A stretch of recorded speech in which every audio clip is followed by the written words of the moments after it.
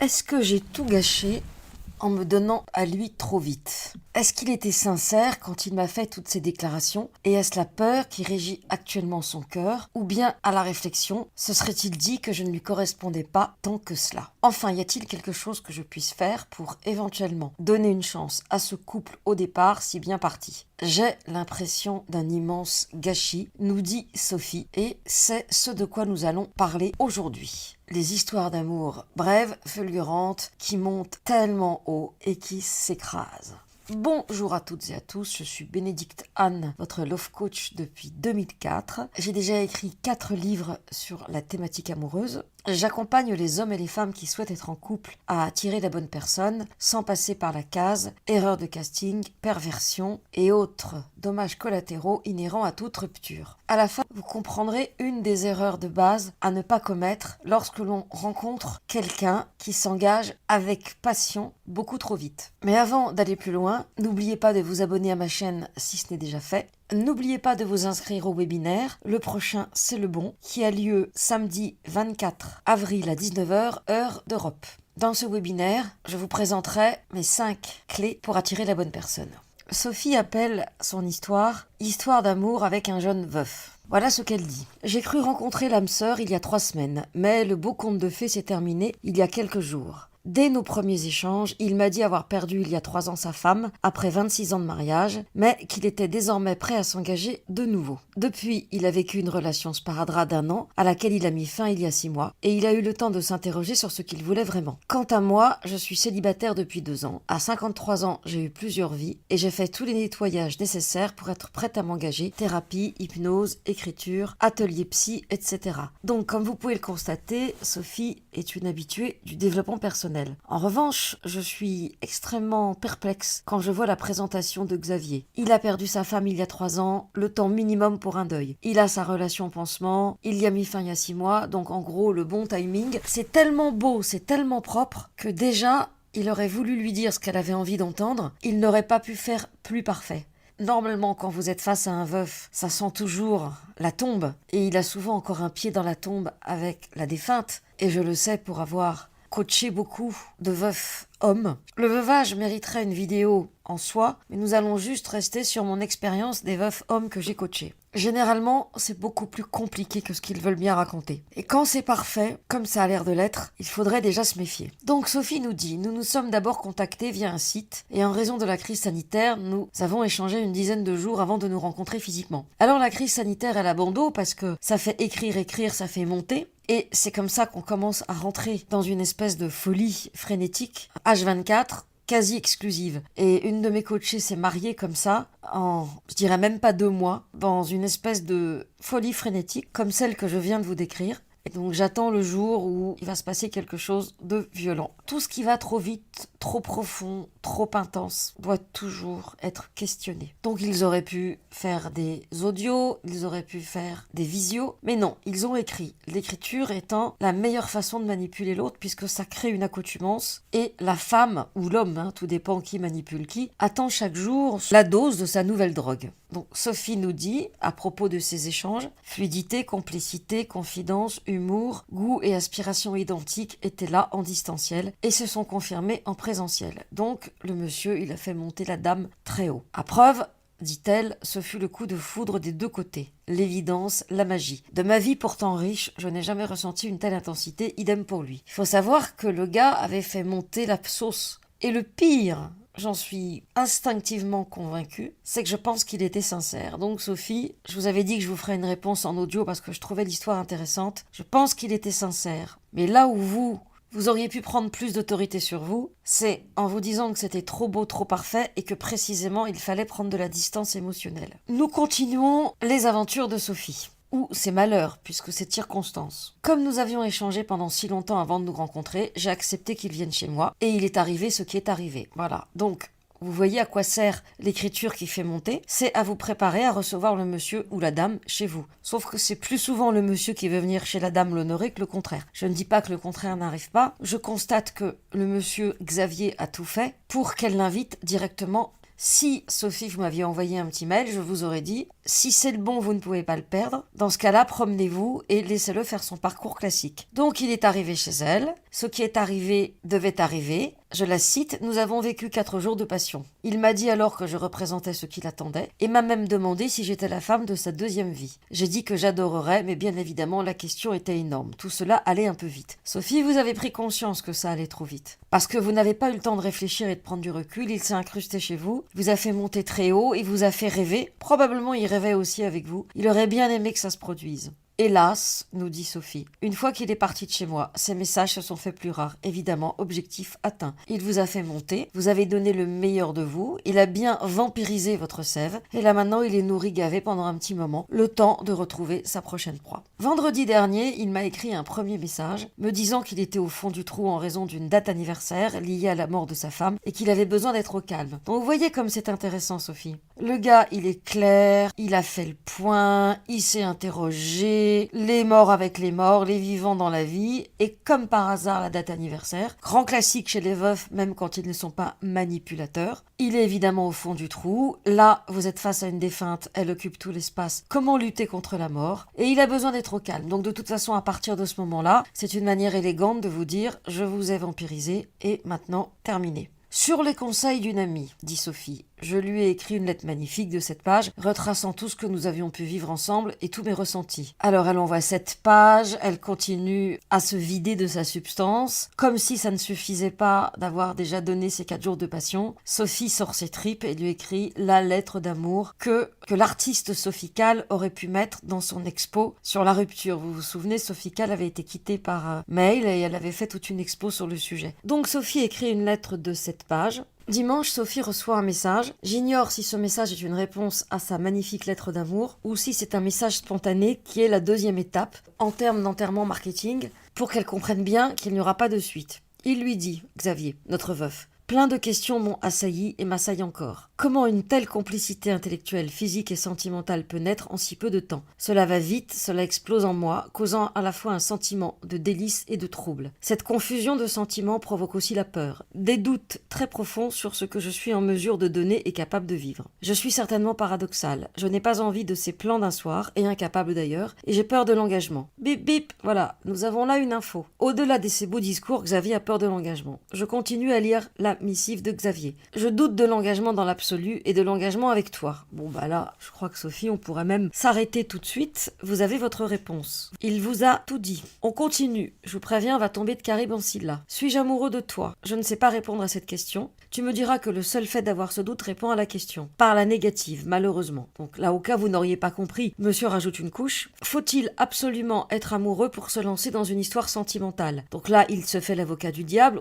On peut peut-être avoir une histoire en n'étant pas amoureux. Et il répond, une fois de plus, dans le même sens. Normalement, non, mais je sais que pour m'engager totalement et surmonter mes doutes sur moi, il faudra que cela soit plus fort. Donc, message reçu. Ce que tu as déclenché en moi ne contrebalance pas le poids de ma défunte. Et là, le truc à 2 balles de tous les mecs que j'ai entendus, mais là, c'est à vomir. J'ai reçu des mails de ce type, de mes coachés, mais des centaines de fois, mais c'est disgusting, c'est so disgusting. Cette phrase épouvantable. Je n'ai pas le droit de te faire vivre cette indécision, ces doutes, de laisser traîner par lâcheté et profiter de ce que tu m'offres. Pas toi, pas une femme comme toi, pas plus longtemps, mais regardez-moi cette ordure qui a déjà tout pris, qui a pris la substantifique moelle amoureuse de Sophie qui était prête à aimer, mais regardez-moi cette ordure. Oui, je réagis, je suis en colère. C'était pas un coup de gueule, mais ça en devient un. Ah ben c'est comme ça, j'assume. Cette phrase-là, ah oui, moi je suis tellement mal, mais toi tu es parfaite. Voilà. Alors attendez, c'est pas fini, il en rajoute une couche. Sophie, tu as compris ce que je viens de t'écrire? Espèce de débile mental. Si jamais t'avais pas pigé que je suis en train de te larguer parce que je t'ai bien vampirisé, je te rajoute une couche. Sophie, faut que tu comprennes. Et qu'est-ce qu'il lui dit? Ouvrez les guillemets. Je ne souhaite pas poursuivre cette histoire. Je ne prendrai pas le risque de nous abîmer ou de te faire du mal. Mais il ne parle que de lui. Il n'y a rien à abîmer puisque celle qui occupe l'espace, c'est la défunte. Et le mal, il est déjà fait. Ce Xavier a l'outrecuidance d'ajouter. Je ne regrette pas ce qui s'est passé durant ces quelques jours. Tu es une femme remarquable d'intelligence, de charme et de douceur. Vas-y, allez, encore des roses, des roses. Ces journées resteront une parenthèse enchantée dans ma vie. Ouais, mais c'est ça le problème, c'est une parenthèse. Mais je suis désolée de t'annoncer que je referme cette parenthèse.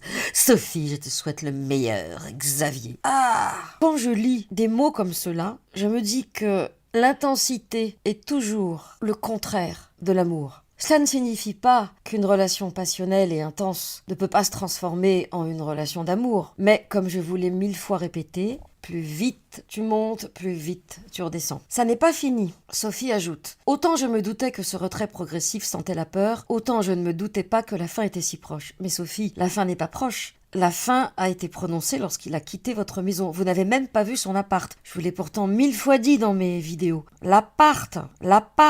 Voici ma réponse quelques heures plus tard. Alors là, c'est Sophie qui la joue grande dame du développement personnel. J'ai évidemment de la compassion pour vous, Sophie. C'est parce que j'ai trouvé cette lettre touchante que j'ai décidé d'en faire un audio. Mais vous êtes quand même aussi responsable de la part qui vous appartient. Et quand vous lui écrivez ce que vous lui écrivez, m'auriez demandé mon avis, je vous aurais dit de tout bloquer, de ne pas donner suite. Donc Sophie répond, je vous le lis puis après je commente. Je vous fais Sophie. Comme je te plains, Xavier, tu t'es noyé dans un océan d'émotions et tu prends la fuite comme bouée de sauvetage. Je prends cette voix parce que j'essaie de prendre un ton décalé face à tout ce que je lis. À ta guise, je n'ai pas besoin d'un naufragé dans ma vie. Tu reconnais cette complicité intellectuelle, physique et sentimentale, hyper rapide et délicieuse, et qui te trouble au plus haut point. Et en même temps, elle n'est pas suffisamment forte. Où est la cohérence? Mais bien sûr, Sophie, ce sont des mots, c'est du bullshit ce qu'ils vous racontent. Parce que... Voilà, on continue. Tu crois en plus qu'en 3 jours passés ensemble, on peut savoir si on est fait l'un pour l'autre? Mais quel âge as-tu, petit cloporte? Elle a pas dit petit cloporte, hein, c'est moi qui le rajoute.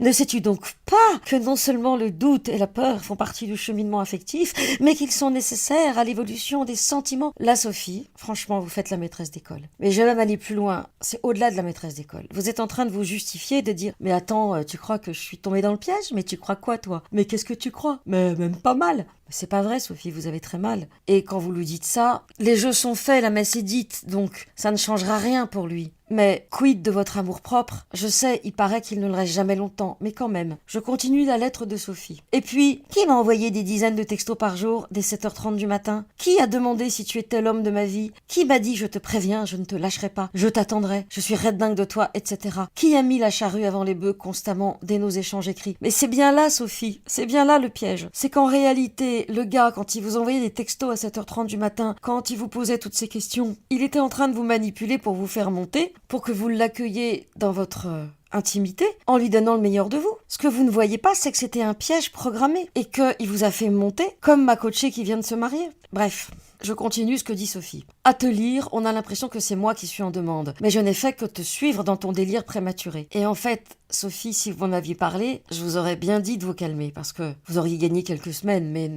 Sur le fond, je pense pas que vous auriez changé grand-chose. Et je vous dirai pourquoi après. Sophie continue. Il était si grisant et c'était si bon de se sentir vivante après cette longue hibernation. Oui, c'est vrai qu'en plus, dans le contexte de la Covid, cette espèce d'enfermement depuis 1 an, c'est sûr qu'il apparaissait comme une bouffée d'air frais. Sophie continue. Je me suis dit que tu avais le cœur pur et que tu correspondais sur le papier à mon idéal. Grosse erreur, Sophie. Vous avez voulu qu'il corresponde à votre idéal et sur le papier, vous l'avez fait rentrer dans les cases. Mais vous n'avez pas écouté la première chose. Première chose, je suis veuf, je te tiens un discours parfait et je te harcèle dès 7h30 du matin. Tout était déjà dit. La nature de la sauce à laquelle il allait vous manger était déjà là. J'ai voulu y croire, dites-vous. Eh oui, vous avez voulu y croire. C'est bien ça le problème. Sophie continue. Tu semblais si sûr de toi, si épris déjà. Un peu trop, rapidement épris, pour être honnête. Et bien évidemment, quand nous nous sommes vus, tu m'as plu. J'avais envie de continuer ce rêve éveillé. C'est exactement ça, Sophie. Un rêve éveillé. Tout cela était trop beau pour être vrai. Effectivement, maintenant vous l'admettez. Ton incohérence et ton immaturité m'éclairent ce soir, et j'en suis la première surprise. Je me suis trompée en pensant que nous vivions sur la même planète. Toutes ces conneries de points communs ne sont que des arbres qui cachent la forêt. Finalement, ce qui compte en amour, c'est l'écart entre ce qui est annoncé, je veux du sérieux, et la peur de l'engagement. Alors ça, c'est une interprétation de femme blessée. Ce qui compte en amour, c'est la cohérence entre les mots et les faits. Et là, vous l'avez vu, il est monté tellement haut que les faits ne pouvaient pas suivre.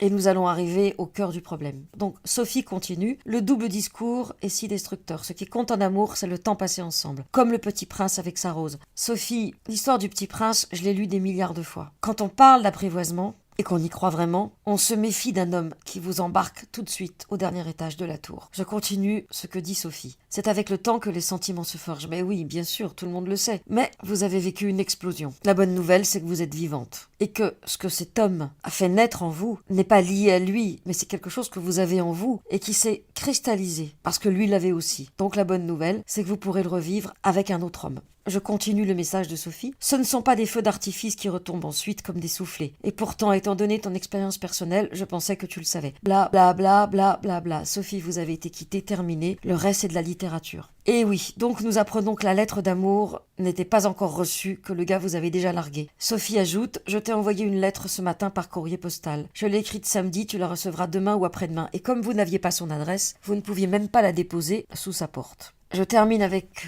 le message de Sophie. Elle te dit tout. Prends-la comme un cadeau d'adieu. Je te souhaite bonne chance dans tout ce que tu entreprendras. Sans rancune, Sophie. Qu'est-ce que vous êtes sympa, Sophie, avec ce type qui s'est bien moqué de vous. Et vous lui souhaitez bonne chance. Mais franchement, ça s'appelle de l'abus avec un grand A. Je vous invite à regarder mon podcast. Il vous la met bien profond parce que c'est exactement ce qui s'est passé. Je continue avant de donner mon ultime réponse. Sophie me dit, pensez-vous que j'ai tout gâché en me donnant à lui trop vite? Oui. Mais vous n'avez pas tout gâché, vous vous êtes donné à lui trop vite. Point. Pensez-vous qu'il était sincère quand il m'a fait toutes ces déclarations et que c'est la peur qui régit actuellement son cœur ou bien il s'est dit que je ne lui correspondais pas si bien que ça à la réflexion. Alors, je pense qu'il était sincère et je vous dirai pourquoi dans 2 minutes. Ce n'est pas la peur qui régit son cœur, c'est le processus, le mode opératoire qu'il emploie habituellement, qui est aujourd'hui son mode de défense. Enfin, y a-t-il quelque chose que je puisse faire pour éventuellement donner une chance à ce couple au départ si bien parti? J'ai l'impression d'un immense gâchis. Je vous réponds tout de suite non et je vais vous dire pourquoi. Merci de votre éclairage. Ok. Alors, la clé, c'est qu'il est veuf. Le plus difficile pour un homme qui est veuf, surtout si son épouse ne lui a pas dit « je t'aime suffisamment pour te souhaiter d'être heureux avec une autre femme que moi », quelle femme peut dire ça? Quelle femme peut avoir la puissance, la spiritualité, l'abnégation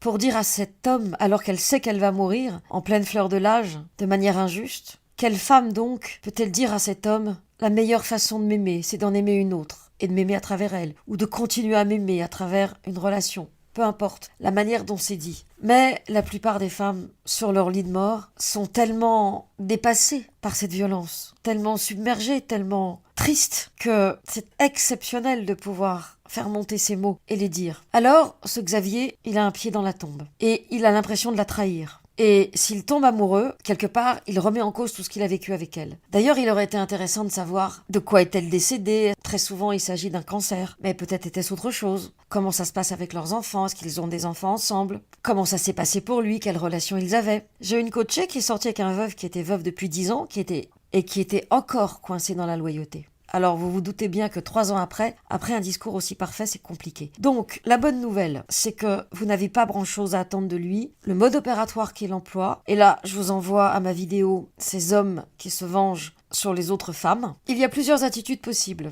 Celle du vampire que j'ai un petit peu décryptée précédemment, où là, bien sûr, il se raconte une histoire, il vous raconte une histoire, il prépare l'espace pour passer 4 jours magnifiques avec vous, il se nourrit, il a pris votre sang, et il va aller chercher du sang ailleurs. Ça, c'est la théorie du vampire, qui n'exclut pas la vengeance. C'est-à-dire, qui es-tu, toi, Sophie, pour imaginer une seconde que je vais pouvoir te donner une place dans mon cœur, et que tu vas remplacer ma défunte? Mais qu'est-ce que tu crois? Mais regarde-toi, regarde-toi! Ton intensité, cette connexion magique, mais fuck, cette intensité-là, tu crois quand même pas que je vais te la donner? Elle n'appartient qu'à la défunte. Donc ça, c'est la vengeance. Et puis, ou en même temps, l'ultime et la plus classique des réactions, c'est « je suis en train de vivre une situation difficile, je suis perdue » et ça arrive à des tas d'hommes qui sont en plein divorce, donc il n'y a pas forcément besoin d'être veuf. Je me raconte l'histoire que je peux aimer. Plus je monte, plus je fais monter l'autre, plus je me sens vivant. Je jouis d'être vivant, mais je suis rattrapée par la réalité. La réalité, c'est que ma future ex-femme me pourrit la vie et veut me voler mon argent. Ma réalité, c'est que ma future ex-femme est en train d'aliéner mes enfants contre moi, m'accuse d'attouchement ou de violence. La réalité, c'est que Xavier est en train de se souvenir qu'il a perdu une femme qu'il devait beaucoup aimer et qu'il ne peut pas la trahir. Bref, pour toutes ces raisons, vous avez vécu une histoire courte qui ne reflète absolument pas la réalité d'une relation ping et pong, réciproque, fluide et partagée. Positivons et disons que vous vous êtes rendu compte que vous étiez capable de vibrer, mais vous êtes tombé dans des pièges de débutante parce que le virus, parce que l'enfermement, parce que l'envie d'aimer, parce que le printemps, parce que malgré tout le travail que vous avez fait sur vous, vous ne connaissez pas toujours les méandres et surtout la cruauté dont sont capables certains êtres en souffrance. Et c'est pour vous éviter de vivre des histoires comme celle de Sophie avec Xavier que j'ai créé le Love Circle. Le Love Circle, c'est un cercle de soutien qui vous permet justement d'écrire votre histoire et d'être suivi et par le groupe et par moi dans le cadre de notre groupe Facebook de façon à être épaulé. Et je peux vous assurer que chaque personne qui a un rendez-vous et qui y va, elle donne toutes les infos et elle sait exactement où ça pourrait disjoncter. D'ailleurs, il y en a une qui a évité toutes les erreurs de base et qui maintenant est en couple et qui ne pose plus que des questions sur le couple. Donc, si vous n'avez plus envie de galérer en amour, si vous avez envie d'être avec d'autres personnes qui comprennent bien la situation et qui vous soutiennent, donc les membres et moi, si vous avez envie que votre prochaine histoire d'amour soit magnifique, intense, réciproque et fluide et destinée à durer, alors rejoignez-nous au Love Circle, vous trouverez le lien ci-dessous. Merci d'avoir écouté cet audio jusqu'au bout, merci de le liker s'il vous a intéressé, de mettre un commentaire si vous avez envie de partager, et à bientôt pour la prochaine vidéo ou le prochain audio, chaque mardi et chaque vendredi.